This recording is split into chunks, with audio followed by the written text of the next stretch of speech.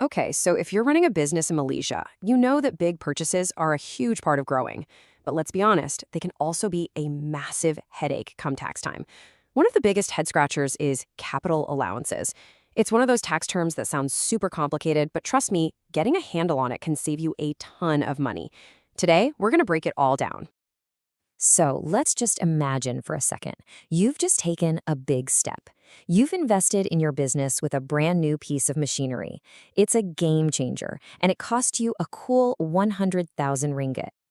Then the tax deadline starts looming. You're thinking, great, I can just deduct that whole 100 grand from my income. But then you're told you can't. And you're left wondering, why not? I mean, it's a business expense, isn't it? Why can't I claim it all right now? Well, here's the short answer. In the eyes of the tax law here in Malaysia, a huge purchase like that is called capital expenditure, and it's just not treated the same way as, say, your office rent, which you can deduct right away. But don't panic. There's a system in place so you can get that cost back. And that system is called capital allowance. You can think of it as the government's way of saying, hey, we know that was a huge investment, so we're going to give you tax relief for it. Just, spread out over a few years. It's how you eventually claim back the cost of those big ticket items. Now, this whole system really boils down to two main things.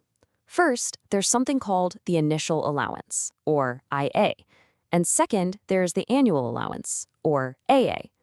Getting how these two work together, well, that's the secret to understanding the whole thing. All right, first up, let's talk about the instant win, the one you get right out of the gate.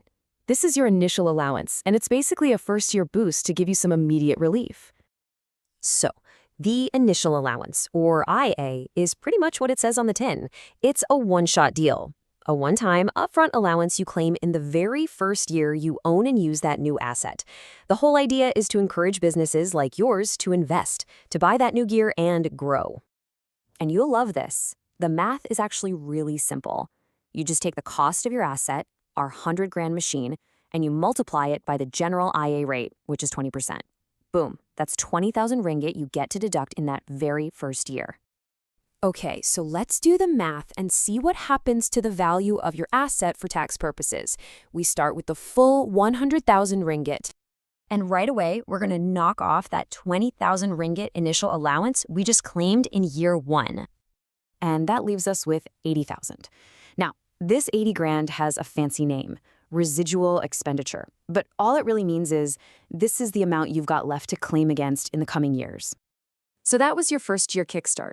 But the relief doesn't just stop there. What happens next, in year 2, year 3?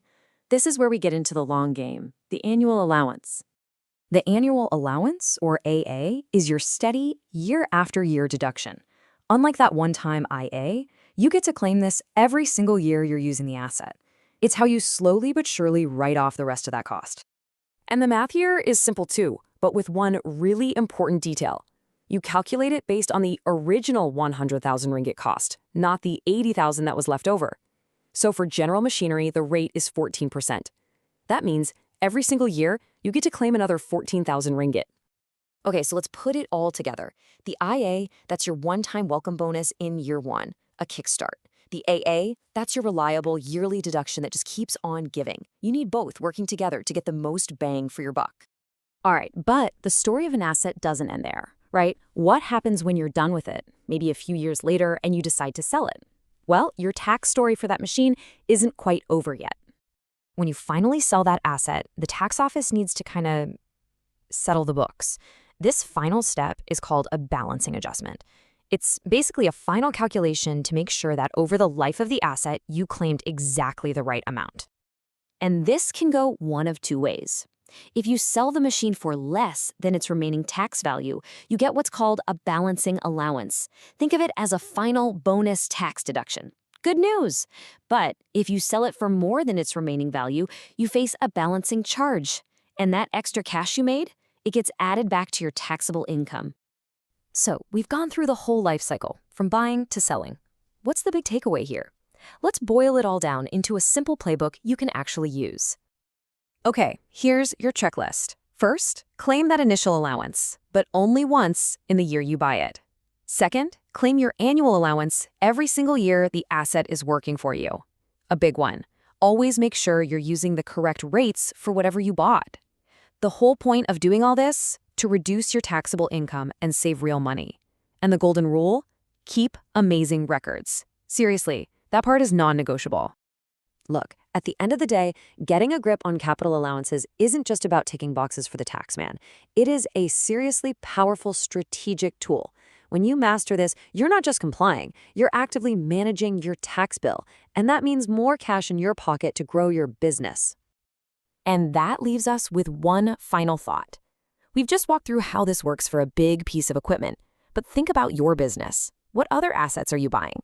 Now that you know how the game is played, what other parts of your business could be hiding tax savings you haven't uncovered yet?